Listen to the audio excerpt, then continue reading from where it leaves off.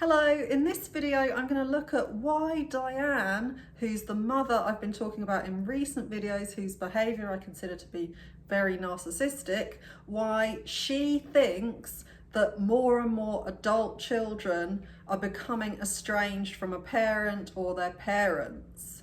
Number 2, institutional corruption. Political and bureaucratic corruption infects just about every level of government, including schools and universities, where ideological indoctrination of young minds in many cases delivers dogmatic thinking disguised as critical thinking, further feeding the polarization of America, Canada, and probably others.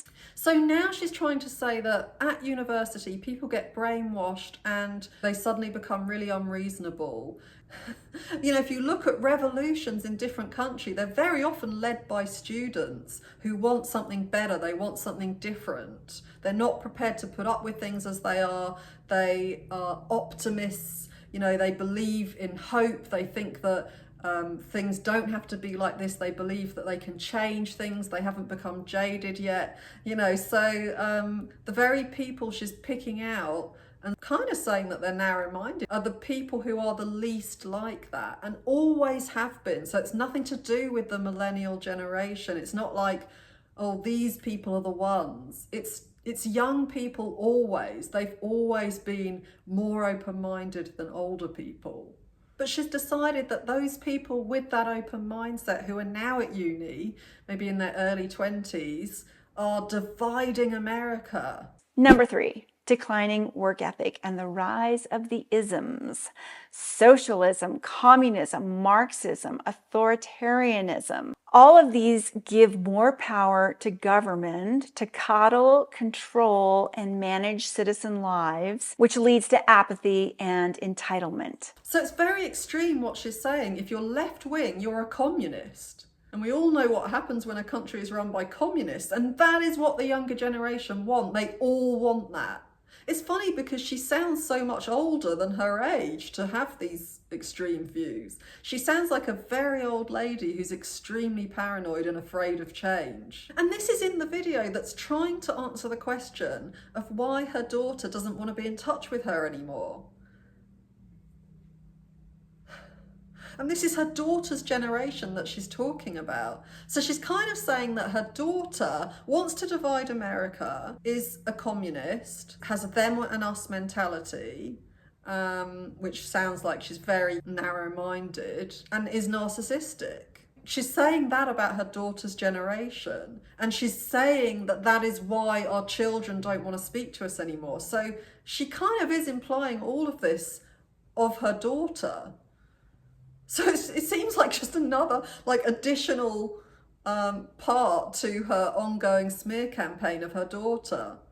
And she said that she's not even that political. So she didn't understand why her daughter would have a problem with her regarding politics. And so given how political she is, it's just another example of her gaslighting her daughter and trying to gaslight all of us as well. And not only is she massively political, but also she has really strong judgments about people who would vote differently to her, people with different political opinions. This might work for the younger generation because given the crap economic environment that they've graduated into with a ton of debt and few jobs, which we'll talk about in a minute, who wouldn't want a universal basic income so that you can sit around and make TikToks and play games all day. I think everyone can be scary when they're angry, but if you're hiding it, it somehow seems more scary when it suddenly comes out. You know, this whole other character. So that, you can sit around and make TikToks and play games all day. Her daughter uses TikTok. She has a TikTok account. These are her true feelings that are coming out here. Slating people who put out TikTok videos. Like they're really lazy, they're grifters really, they're not doing anything useful, they're just mucking around on TikTok and they're getting away with it. She's even mentioned on a post under another video that her daughter is concerned that she might not be making enough money on TikTok. So she's obviously heard her say that in a video and she's telling everybody that. So again, just putting her daughter down. It seems like so much passive aggression is going on. And it seems to me to be really pointed at her daughter. What about her and her YouTube channel? Let's listen again to what she's getting at here.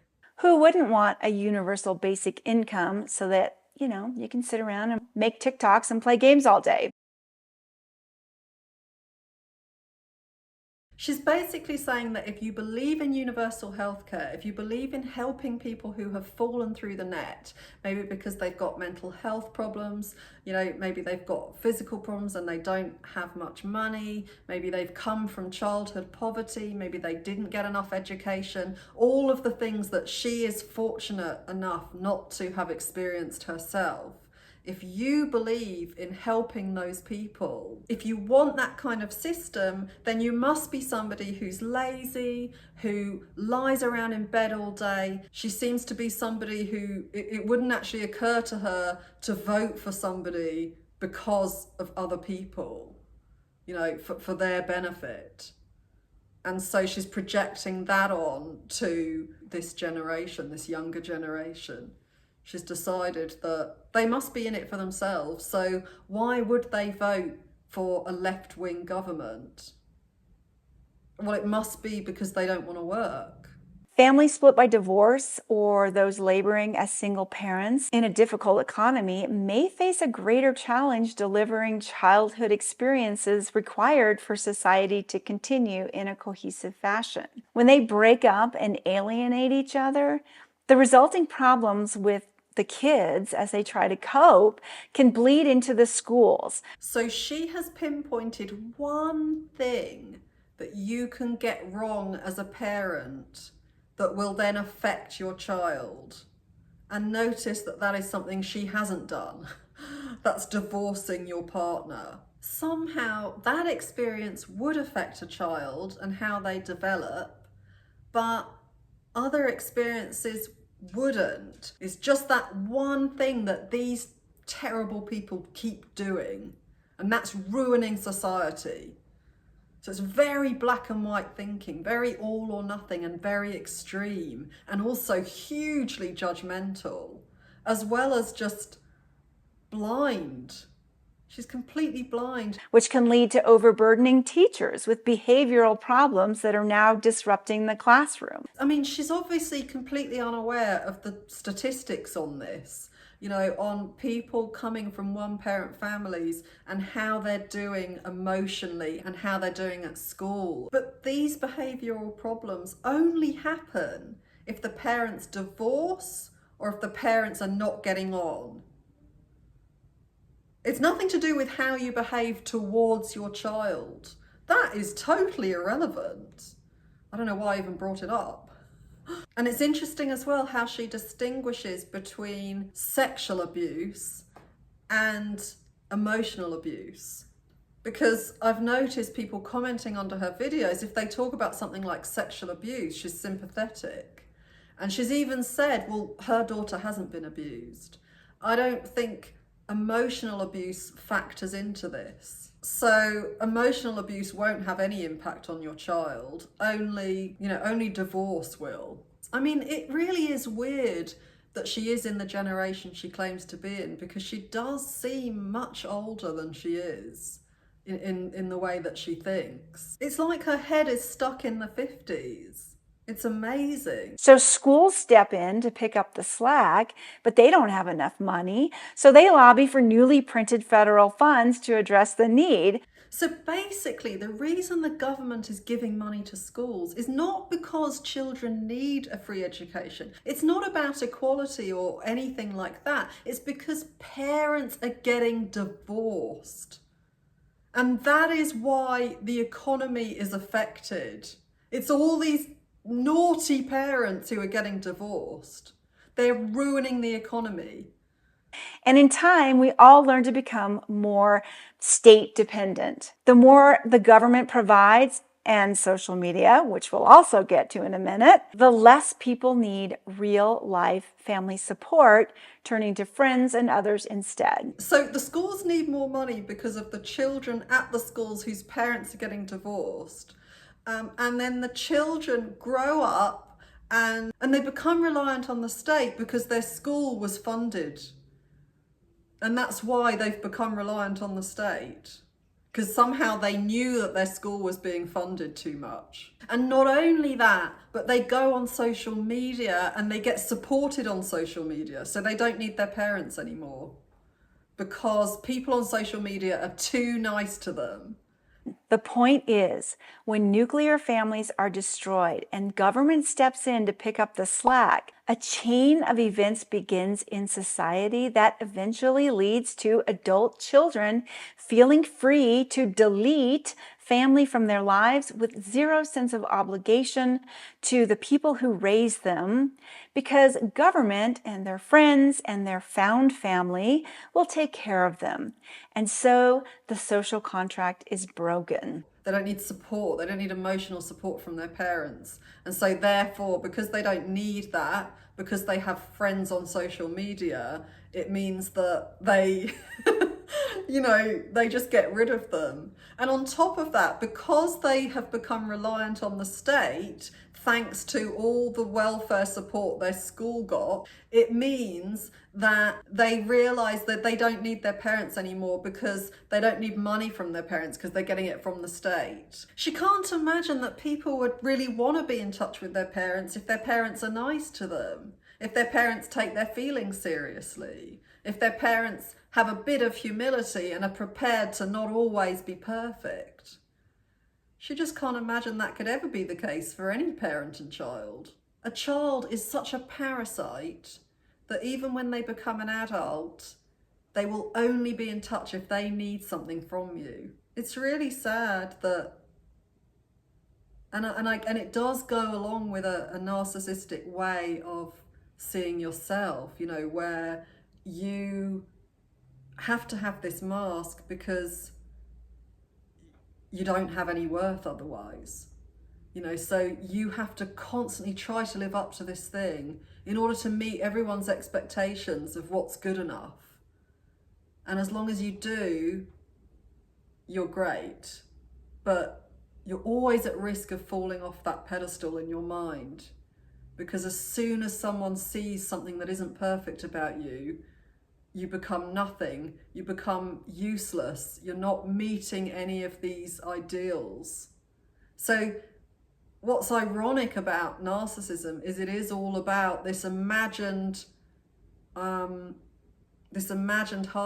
in your mind where society has these expectations of you, because you're projecting all of this onto a society as if somebody with a 5-bedroom house is better than someone with a 1-bedroom flat. That's the kind of mentality that a narcissist has, whether it's about that or whether it's about looks or whether it's about your ability to play tennis or whatever it is. They've got something in their head that they think makes them special, and that is all about meeting a criteria that somebody else has picked out for you, and that would have been a parent. It would have been something that one of her parents appreciated, and as long as you can do that perfectly, you're great. So it is actually about trying to be good enough when you're a narcissist. It's about trying to be good enough for other people. And so it does make sense that she thinks, well, why would anybody want to be in touch with me if they didn't have to be, except for if they need something? And you can see how a narcissistic point of view can lead to paranoia. And paranoia is just oozing out of her video. All of these conspiracy theories she's got that make no sense, they all come from a paranoid state of mind. They all come from the idea that people are just takers. If you just give them an inch, they'll take a mile. If you give too much welfare to the school, they'll become a communist. And if you help them out with benefits when they have nothing, if there is that safety net there for them, then they'll just turn on their parents and they'll just follow a crazy cult. Social media tribalism. Kids are literally growing up addicted to social media and the dopamine hits it provides. They swipe for hours on end, jumping on each new trend, freely attacking anyone who disagrees with their worldview that they learned in school or online. Isn't she talking about herself? She put out a whole video having a go at people for criticising what she'd said on social media. Studies are just beginning to come out on how this affects neurological development, so that'll be interesting to see. But if you doubt the power of social media to fuel an angry mob toward utter destruction in a very short time, watch Johnny Harris's documentary on how viral memes on Facebook led to actual genocide in Burma. The link is below. Which leads us to the big leagues, where social media is the perfect tool for creating this next symptom of Western decay. Number 6, mass formation psychosis. Just like hypnosis, they can literally become hypnotized and be led anywhere. This effect is almost cultish. There's no trust in her daughter. And here you can see that she doesn't seem to have any trust in the entire millennial generation, because they're all just narcissistic, and they're all part of a cult, a communist cult. And they all want to divide America. They're pretty horrible people, aren't they? And they're all leaving horrible, angry comments under her videos. I mean, just watch who swarms into the comments beneath this video. They're gonna beat everyone else into submission with their labels and judgments and proclamations based on watching half a video, according to my analytics. That is what that generation are about. So what can she as a parent do? A parent in a different generation. What can she do? There's nothing she can do about this. If somebody's joined a cult and they don't need anything from you and they've decided something about you that makes no sense, you can't do anything. And so she's created this support. Well, it's not really a support group even. It's just a community that she charges people for. And, and they can all then get together and just commiserate and explain to each other that this has nothing to do with them. They don't need to look at themselves. They mustn't do any work on themselves because they're kids. They're all in a cult and they're all crazy. Not to mention social media's superpower of fueling mass hysteria at a moment's notice. And everyone seems to have ADHD, so snap judgments are the norm. So she's using her daughter's diagnosis against her, just like she planned to. We also learned that she's been diagnosed with ADHD and high-functioning autism, which was news to us. Maybe that explains some of her behavior. The average human attention span is down to 8.25 seconds, and everyone seems to have ADHD, so snap judgments are the norm because everybody just says this all day long. And saying people with ADHD make snap judgments is a joke. People with ADHD find decision-making difficult and take longer to make decisions. So it's the exact opposite, but she's happy to make up anything about her daughter that suits her case against her. And funnily enough, you don't get ADHD from your phone. It's a neurological condition that already exists at birth. Since the pandemic, it has been widely reported that the US is facing a mental health crisis, which is a whole nother story. The mental health crisis is a result of people struggling to cope with past trauma. The pandemic isolated people, and so it triggered that. That's because they weren't distracted from their difficulties, and that's why their mental health was affected. That's how depression works. Something happens to trigger it, but it's not that event alone that causes it, far from it. But it's obviously easier for her to believe that it must all relate directly and only to the pandemic. But not everybody can afford professional help. And these days, that professional help is more likely to recommend that you go no contact or estrange family members because they are toxic than they ever did in years past. I wonder why. I think it must be because therapists went to primary schools that were funded by the government because someone in their class had parents who were divorced. And then, as we know, this culminated in us becoming communists and joining cults while living on government money and making friends online and therefore abandoning our parents. So I hope that was helpful. In the next video, I'm going to be looking at why I think more people have been going no contact with a parent. So if you haven't subscribed, please subscribe, and I'll see you in the next video.